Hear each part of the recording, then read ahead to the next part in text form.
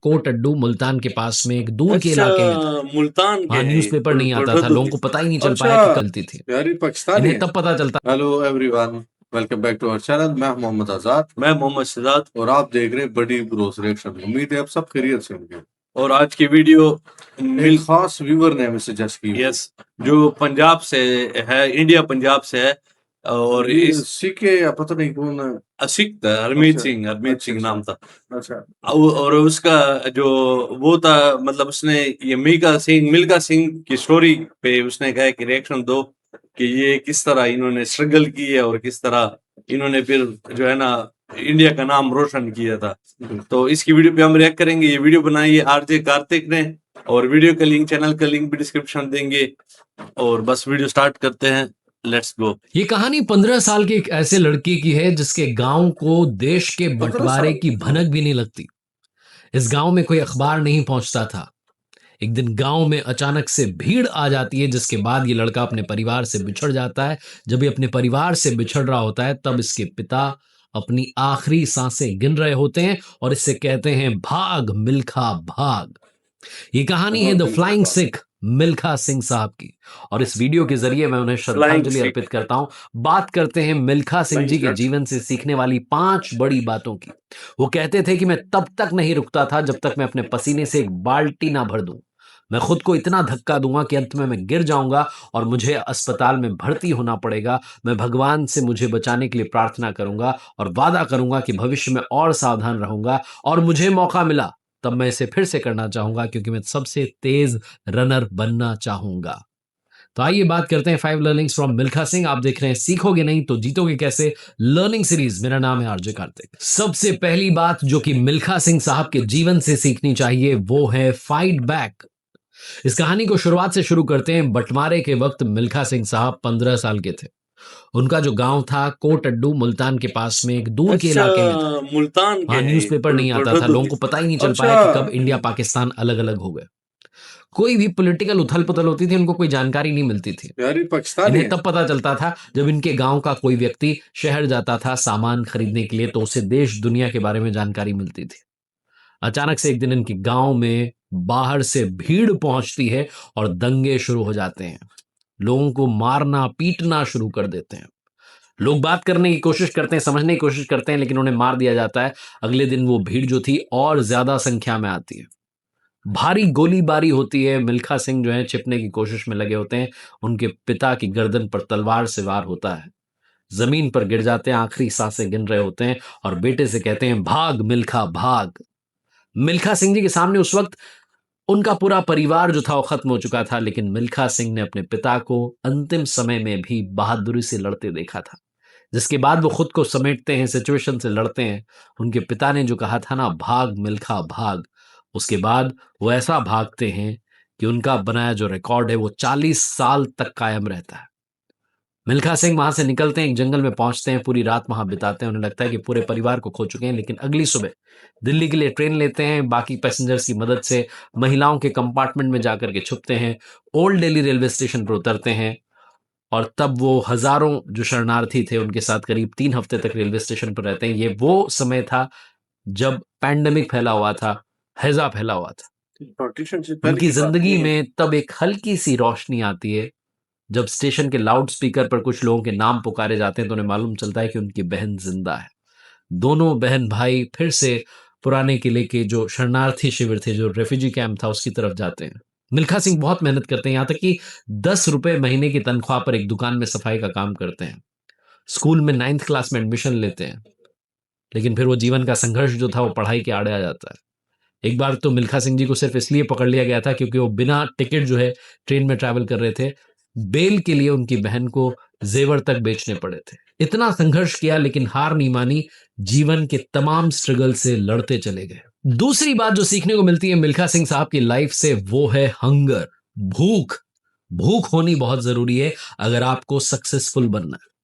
मिल्खा सिंह साहब की लाइफ में तो दोनों तरीके की भूख थी, सक्सेसफुल भी बनना था और असल जिंदगी में भी जो पेट वाली भूख है वो भी शांत नहीं हो रही थी, ज्यादा खाने पीने को मिलता नहीं था। वो कहते हैं 1951 में भारतीय सेना में शामिल तो हो गया था, लेकिन सेना में खिलाड़ियों को जो एक्स्ट्रा खुराक मिलती थी उसके लालच में मैं लंबी दूरी की दौड़ के लिए तैयार हो गया कि भैया इसमें शामिल होऊंगा।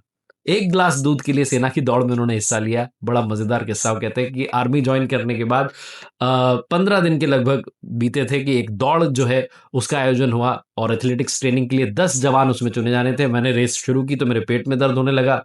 फिर मैं रुकता, आधा मील दौड़ा था, फिर रुकता, फिर दौड़ने लगता, फिर रुकता, रुकते दौड़ते चलते चलते फाइनली वो मैंने रेस कंप्लीट की और 500 लोगों में मैं नंबर 6 पर आ गया। और वहीं से उनके लिए वो दरवाजा जो था सेना में स्पोर्ट्स का वो खुल गया। 1958 में मिल्खा सिंह साहब देश के पहले इंडिविजुअल एथलेटिक बने थे जिन्होंने कॉमनवेल्थ गेम्स में गोल्ड मेडल जीता था और ये रिकॉर्ड 2010 तक ये सम्मान पाने वाले वो अकेले भारतीय रहे। 1958 में जो एशियन गेम्स हुए थे उसमें भी उन्होंने गोल्ड मेडल जीता और सरकार ने खेलों में उनके कंट्रीब्यूशन के लिए उन्हें पद्मश्री से नवाजा था। लगातार 3 ओलंपिक्स में मिल्खा सिंह साहब ने इंडिया को रिप्रेजेंट किया था। उनकी कहानी बताती है कि अगर भूख है तो आप सक्सेसफुल जरूर बनोगे। आप उस भूख के लिए, उसको शांत करने के लिए मेहनत जरूर करोगे। तीसरी बात जो मिल्खा सिंह साहब के जीवन से सीखने को मिलती है, पीछे पलट के मत देखो, don't look back. Milkha Singh साहब की ये जो कहानी मैं आपको बताने जा रहा हूं, इसमें आपको समझ में आएगा कि कई बार दिल टूटने की जो कहानियां होती हैं वो जीतने की कहानियों से भी ज्यादा ताकतवर होती हैं। रोम ओलंपिक्स में जाने से 2 साल पहले से ही लोगों को लगने लगा था कि मिल्खा सिंह साहब जो हैं इस बार गोल्ड मेडल जीत कर लाएंगे। वर्ल्ड लेवल का उन्हें एथलीट माना जाने लगा था क्योंकि उन्होंने कार्डिफ कॉमनवेल्थ गेम्स में जो वर्ल्ड रिकॉर्ड होल्डर थे मेल स्पेंस, उनको हरा करके गोल्ड मेडल जीता था। और यहां तक कि जो इंडियन एथलेटिक्स टीम के कोच थे उनको भी विश्वास था कि मिल्खा इस बार मेडल पक्का लेकर के आएंगे। मिल्खा सिंह साहब ने एक इंटरव्यू में बताया कि मैंने ओलंपिक्स में, रोम ओलंपिक्स में जाने से पहले दुनिया भर में लगभग 80 जो दौड़ थी उनमें मैंने पार्टिसिपेट किया था। 77 मैंने अपने नाम की थी, एक रिकॉर्ड बन गया था और सारी दुनिया को लग रही थी कि 400 मीटर की रेस में अगर कोई जीतेगा तो वो इंडिया का मिल्खा सिंह होगा। लेकिन ऐसा हुआ नहीं। आमतौर पर जो सेमीफाइनल की रेस होती थी उसके अगले दिन ही फाइनल की रेस होती थी, लेकिन 1960 के जो रोम ओलंपिक्स थे उसमें 400 मीटर की जो फाइनल रेस थी वो 2 दिन के बाद हुई थी। और ये जो 2 दिन का ज्यादा समय मिल गया, इसमें मिल्खा सिंह साहब बहुत ज्यादा नर्वसनेस ने उनको घेर लिया, बहुत ज्यादा प्रेशर में आ गए और इतने नर्वस हो गए कि अपने ही कमरे में वो तेज तेज कदमों से चलने लग गए। वो कहते थे कि मैं 250 मीटर तक उस रेस को लीड कर रहा था। तब मेरे दिल में ख्याल आया कि मिल्खा सिंह आप इतनी तेज दौड़ रहे हैं, हो सकता है कि आप इस दौड़ को पूरा ना कर पाए। जिस स्पीड से मैं दौड़ रहा था उसे मैंने थोड़ा सा कम किया और जब मैंने आखिरी कर्व खत्म किया तो मैं जब आखिरी के 100 मीटर बचे थे तब मैंने देखा कि 3-4 लड़के जो मुझसे पीछे दौड़ रहे थे वो मुझसे आगे निकल गए। और वो कहते हैं कि वो थोड़ा ज्यादा आगे निकल गए इसलिए उन्हें पकड़ पाना मुश्किल हो गया था। उस दिन गलती ये हुई कि मैंने पीछे पलट करके देख लिया था कि कितना पीछे चल रहे हैं, कितना पीछे दौड़ रहे हैं। अगर वो गलती नहीं होती तो शायद उस दिन इतिहास बन जाता। वो कहते हैं कि एक स्प्लिट सेकंड के लिए मैंने पीछे आ रहे जो मेरे कॉम्पिटिटर थे उनको देखने की कोशिश की और मेरा जो फ्लो था वो टूट गया। और मिल्खा सिंह साहब ने खुद बताया था कि मेरी आदत पड़ चुकी थी कि चाहे एशियन गेम्स हो, कॉमनवेल्थ हो, मैं पीछे मुड़ करके देखता जरूर था कि जो एथलीट है, जो कॉम्पिटिटर है, वो कितना पीछे दौड़ रहा है। रोम ओलंपिक्स में भी मैंने गलती की जिससे बहुत फर्क पड़ गया। 1960 के ओलंपिक्स में मिल्खा सिंह साहब इंडिया के लिए मेडल नहीं जीत पाए, नंबर 4 पर आए। लेकिन उनकी कहानी बताती है कि ज्यादा भी पीछे मुड़कर के बार बार देखने की आवश्यकता नहीं है, आगे भी देखना आवश्यक होता है। चौथी कहानी और चौथी लर्निंग जो है वो है performance is the only option. जीवन में सिर्फ एकमात्र ऑप्शन बचता है अगर आप सक्सेसफुल बनना चाहते हैं, वो है आपका प्रदर्शन, आपकी परफॉर्मेंस। मिल्खा सिंह साहब, जैसा मैंने बताया कि कार्डिफ जो कॉमनवेल्थ गेम्स थे उसमें उन्होंने मेलकम स्पेंस को, जो कि वर्ल्ड रिकॉर्ड होल्डर था, उस एथलीट को हराया था, गोल्ड मेडल अपने नाम किया था। वो कहानी इतनी आसान नहीं है।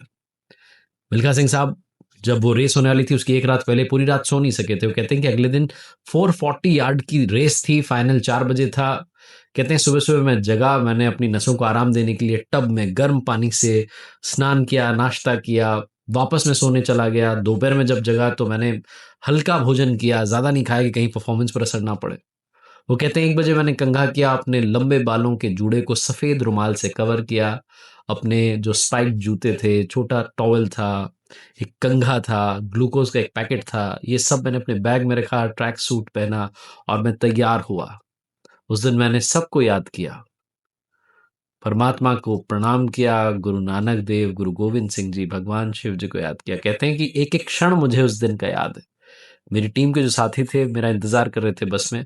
जब मैं जाकर के अपनी सीट पर बैठा तो उन्होंने मुझसे मजाक किया कि आज तू थोड़ा ऑफ कलर लग रहा है। एक ने पूछा, क्या बात है, खुश नहीं लग रहे हो? मैंने कोई जवाब नहीं दिया, मेरा मन थोड़ा सा हल्का हो गया। मुझे नर्वस देख करके जो मेरे कोच थे डॉक्टर हार्वर्ड, वो मेरे पास में आकर के बैठकर कहने लगे कि आज की जो रेस है, या तो ये तुम्हें कुछ बना देगी या फिर ये तुम्हें बर्बाद कर देगी, लेकिन अगर तुम मेरी या फिर ये तुम्हें बर्बाद कर देगी, लेकिन अगर तुम मेरी टिप्स को फॉलो करोगे तो तुम मैल्कम स्पेंस को हरा दोगे। तुम कमाल कर सकते हो। मिल्खा कहते हैं इससे मेरी हिम्मत बढ़ गई थी। स्टेडियम पहुंचा तो सीधा ड्रेसिंग रूम में गया, थोड़ी देर लेट गया, ऐसा लगा कि शायद मुझे हल्का बुखार है। फिर से डॉक्टर हार्वर्ड आए और उन्होंने मुझसे कहा कि मेरे बच्चों तैयार होना शुरू करो, 1 घंटे में रेस जो है शुरू होने वाली है। हार्वर्ड पिछले कई दिनों से मिल्खा के हर कॉम्पिटिटर की टेक्निक को बड़े अच्छे से एनालाइज कर रहे थे। वो कहते हैं, हार्वर्ड समझाते हैं मिल्खा सिंह को कि मिल्खा हम स्पेंस को 400 मीटर दौड़ते हुए मैंने देखा है। टूटी फूटी हिंदी बोलते थे, उन्होंने कहा 400 मीटर दौड़ते मैंने देखा। वो पहला 300 मीटर स्लो भागता, फिर जो 100 है उसको दौड़ करके पूरा करता है। 440 की रेस है, तुम्हें 350 ही दौड़ना है। जैसे ही स्टार्टर ने कहा on your marks, Milkha Singh ने स्टार्टिंग लाइन के पीछे अपना बायां पैर किया, दाहिने घुटने को बाएं पैर के पैरेलल किया, दोनों हाथों से धरती को छुआ और गोली दागते ही मिल्खा इस तरीके से भागे जैसे ततैयों का झुंड उनके पीछे पड़ गया हो। उन्हें हार्वर्ड साहब ने, जो उनके कोच ने बात बताई थी, वो याद रही। पहले 300 मीटर्स में उन्होंने सब कुछ झोंक दिया, सबसे आगे दौड़ते चले जा रहे थे, और जब स्पेंस ने देखा कि मिल्खा तो इलेक्ट्रिसिटी की स्पीड से दौड़ रहे हैं, तब उसने आगे निकलने की कोशिश की, लेकिन जो लक था वो मिल्खा सिंह साहब के साथ था। वो कहते हैं कि मैंने उस सफेद टेप को जब देखा, जब दौड़ खत्म होने में 50 यार्ड्स बचे थे, मैंने वहां तक स्पेंस से पहले पहुंचने के लिए सारा दम लगा दिया, और जब मैंने टेप को छुआ तो स्पेंस मुझसे सिर्फ आधा फीट पीछे था। पूरी ताकत से ऑडियंस चिल्ला रही थी, come on Singh, come on Singh, कमाल करके दिखा दिया। जैसे ही कहते हैं टेप को छुआ, मैं बेहोश हो गया, जमीन पर गिर गया। मुझे डॉक्टर के पास ले जाया गया, ऑक्सीजन दी गई, और जब होश आया तब मुझे रियलाइज हुआ कि मैंने कितना बड़ा कमाल कर दिया है। तिरंगे को अपने जिस्म पर लपेटा और पूरे स्टेडियम के चक्कर लगाए। मिल्खा सिंह कहते हैं कि इंग्लैंड की महारानी ने जब मुझे गोल्ड मेडल पहनाया और जब मैंने भारतीय झंडे को ऊपर जाते हुए देखा तो मेरी आंखों से खुशी के आंसू बह निकले।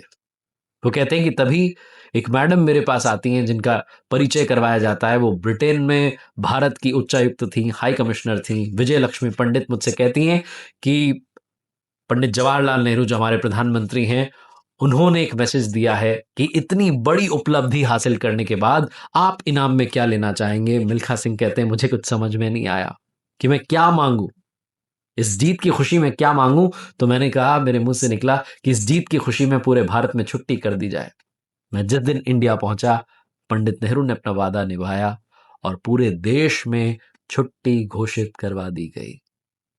ये चौथी कहानी जो सिखाती है परफॉर्मेंस ही एकमात्र ऑप्शन है। आपको आपका हक जरूर मिलेगा, आप उस ऊंचाई पर जरूर पहुंचेंगे जहां आप पहुंचना चाहते हैं। और आखिरी लर्निंग जो कि सीखनी चाहिए मिल्खा सिंह साहब की लाइफ से, वो है काम ऐसा करो कि दुनिया आपको याद रखे।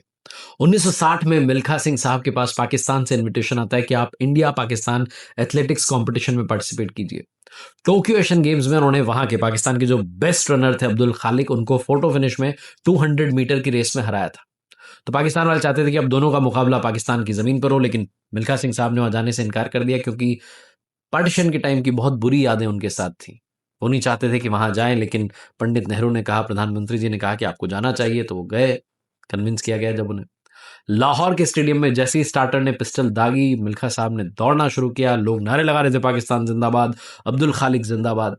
खालिक मिल्खा से आगे थे, लेकिन 100 मीटर पूरा होने से पहले ही मिल्खा साहब ने उन्हें पकड़ लिया और उसके बाद खालिक धीमे पड़ते गए। और जब वो टेप को छूते हैं तो कहते हैं खालिक से करीब 10 यार्ड आगे था मैं, और उनका टाइम था 20.7 सेकेंड्स। वर्ल्ड रिकॉर्ड की बराबरी उन्होंने की थी। खालिक जमीन पर लेट गए, रोने लगे। मिल्खा साहब उनके पास गए और कहा कि हार जीत तो खेल का हिस्सा है, इसे दिल से नहीं लगाना चाहिए। उसके बाद उन्होंने विक्ट्री लैप पूरा किया और उस वक्त जो पाकिस्तान के प्रेसिडेंट थे फील्ड मार्शल अयूब खां, उन्होंने कहा कि मिल्खा, आज तुम दौड़े नहीं बल्कि उड़े हो, मैं तुम्हें फ्लाइंग सिख का खिताब देता हूं। और तब से उनका नाम फ्लाइंग सिख हो गया। कमाल कर दिखाया मिल्खा सिंह साहब ने, जिनकी कहानी बताती है कि जीवन में तमाम चैलेंजेस आएंगे, चुनौतियां आएंगी, जीवन आपको एक पल के लिए, क्षण के लिए लग सकता है कि अब तो समाप्त होने की तरफ आया, लेकिन अगर आप उठ खड़े होते हैं, आप खुद से कहते हैं कि मैं कमाल करके दिखाऊंगा, तो वाकई आप कमाल करके दिखा सकते हैं। आप अपना नाम बना सकते हैं, आप वो उपलब्धियां हासिल कर सकते हैं जो लोग सपने में सोचा करते हैं। देखते रहिए मेरे साथ हर सोमवार सुबह 9:30 बजे एक नई मोटिवेशनल कहानी, और हर शुक्रवार सुबह 9:30 बजे लर्निंग सीरीज का एक नया वीडियो। कर दिखाओ कुछ ऐसा कि दुनिया करना चाहे आपके जैसा। बहुत बहुत बहुत प्यारी वीडियो। मिल्खा सिंह की क्या बात है। बड़ा मजा है, बड़ा मजा है। पहले आप बोले आजाद भाई। इसमें कोई शक नहीं, ये ऐसी से ऐसे स्टोरी की तरह थी, और इतने जज्बात हमारे मुंतशिर हो गए इसके साथ, ऐसे समझे। इतने ऐसे वर्ल्ड चैंपियन था ये तो। यस। और इसने के बारे में हम पहले भी सुना है, लेकिन भाई ने बहुत खूबसूरत तरीके से बताया। यस। और ऐसे समझे कि ये जो इन्होंने मतलब चैंपियन बना है, तो ये ऐसे समझे पूरी इंडिया के लिए फख्र है। यस। और उस टाइम में तो वो ना पाकिस्तान में इतना कुछ था, ना इंडिया में तो बल्कि उस टाइम बिल्कुल कुछ नहीं था, क्योंकि वो इंडिया अपने पैरों पे खड़ा हो रहे थे उस टाइम। हाँ। तो ये समझे कि इंडिया को इसने ऐसे तोहफा दिया था उस टाइम कि दुनिया हैरान हो गई थी उस टाइम यस। कि मीका फ्लाइंग सिख। यस। बहुत ही इमोशनल स्टोरी थी, इतनी इमोशनल स्टोरी जैसे बीच में तो हमें बड़े इमोशनल हो गए थे। यस। और दिल भी शुरू में दुखा है कि जिस तरह दो बॉर्डर, एक अंग्रेज की बॉर्डर की लाइन के पीछे एक ही कौम के, उधर भी पंजाबी इधर भी पंजाबी, और एक दूसरे को मार रहे हैं। ये बहुत हमें लगी इसमें कुछ ये बहुत जाति वाली बात है। बहुत अजीब सा लगा, क्योंकि एक ही कौम है, एक ही कास्ट, सिर्फ रिलीजन का फर्क है। और उसके ऊपर जो है ना, अंग्रेज ने फूट डाल दी थी कि मुसलमान को खतरा है और हिंदू को खतरा है, और आपस में लड़वा दिया था। और हालांकि इनके आज अप्पू उधर भी हो वही तो हिंदू हमारे साथ रह रहे हैं, वही सिख, वही यस। मुसलमान, सब कुछ इकट्ठे हमारे खैबर पख्तूनख्वा में यस। हम हैरान हो जाते हैं। उसी एक ही पाकिस्तान में हम फिर भी एक से रह रहे हैं, लेकिन जो उन्होंने पार्टीशन की और जो मतलब तो फर्क अलग ही डाला है। फर्क डाला है, तो बहुत बुरा असर पड़ा अब है। इंडिया में 25 करोड़ से ज्यादा मुसलमान, पाकिस्तान के लगभग ज्यादा मुसलमान है शायद इंडिया में। 40 करोड़ है। 40, हाँ, मतलब 40 पाकिस्तान से ज्यादा मुसलमान है इंडिया में। ठीक है। और मतलब उस टाइम पे इतना, और यहाँ पे भी सिख है, हिंदू भी है। और सिख हमारे पेशावर यहाँ जिसमिल खान में भी है, यहाँ पे भी हिंदू है, टेम्पल्स है, हम जाते भी हैं होली या कुछ और। लेकिन उस टाइम पे इतना बड़ा तफरका डल गया था ना कि बिल्कुल। अनबिलीवेबल। तो बहुत बड़ी साजिश थी अंग्रेज की, जो वो कामयाब हो गया था। यस। तो हमें तो शुरू में थोड़ा सोचते कि बाद में मिल्खा सिंह की जो स्टोरी सुनी है, बहुत इमोशनल और बहुत ही प्यारी स्टोरी। जिस तरह मिल्खा सिंह भागे हैं और फिर नहीं रुके, उसने क्या से क्या नहीं कर दिखाया। और और इसकी जिंदगी से हमने ये भी एक सीखा है, जब वो हारे थे तो उसने पीछे देखा था। यस, पीछे नहीं देखना पीछे नहीं देखना, यस। आगे ही जाओ, आगे ही जाओ। ये हमने बिल्कुल इसकी जिंदगी से सीख लिया। यस। और जीता हुआ मैच इसने ऐसे समझे कि हार लिया था इस टाइम। उस टाइम उसने अगर पीछे ना देखा होता, वो स्लो ना होते, तो वो वैसे गोल्ड मेडल भी सिख जीत ले। कम्युनिटी जो है वो बहुत बहादुर कौम है, यस। इसमें कोई शक नहीं है। जुर्रत, बहादुर, दिलेर कौम है। हाँ, हमने ये सिख कम्युनिटी की बहुत सी स्टोरी सुनी है। और लाइक बहुत बहुत माशाल्लाह, बहुत बहादुर और बहुत सम्मान के लायक। हम यहाँ पे आते हैं ना, तो उनकी पगड़ी से ज़ाहिर होता है कि ये सिख है, वरना दाढ़ी तो हमारी भी होती है, लेकिन उनकी पगड़ी होती है। तो उनकी वजह से, उस पगड़ी की वजह से हम उनको और भी सम्मान देते हैं और रिस्पेक्ट देते हैं, क्योंकि वो अपने एक हुलिये में होते हैं और बहुत मजा कराते हैं। मतलब मिलते हैं, बात साथ करते हैं। हाजी क्यों है पंजाबी में, थोड़ा बहुत हमें भी पंजाबी आती है। हम वो वाले पठान है कि थोड़ी गुजराती, थोड़ी पंजाबी, थोड़ी हिंदी, सब कुछ थोड़ा थोड़ा आता है। अब उर्दू थोड़ी सी, मतलब सारी जबानें थोड़ी हमारा थोड़ी। लहजा खूबसूरत है ना, थोड़ा गुस्से वाला, थोड़ा इधर उधर। हाँ। ऐसे उनका भी हाँ। तकरीबन ऐसे लहजा है सिख कम्युनिटी के। यस। तो वो बड़ा मजा भी करता है इनके साथ बात करने में। यस, बहुत मजा आता है। और बस आज के लिए इतना ही। अगर आपको हमारा रिएक्शन अच्छा लगा हो, हमारी बात अच्छी लगी हो, तो प्लीज लाइक शेयर सब्सक्राइब कीजिएगा। और कोई गलती कोताही हो गई हो तो उसके लिए माजरत। और फ्यूचर में किसी वीडियो पे रिएक्शन दिलवाना हो तो वो भी कमेंट्स में लाजमी बता दीजिएगा। और बस आज के लिए इतना ही, मिलते हैं अगली वीडियो में। शुक्रिया। शुक्रिया।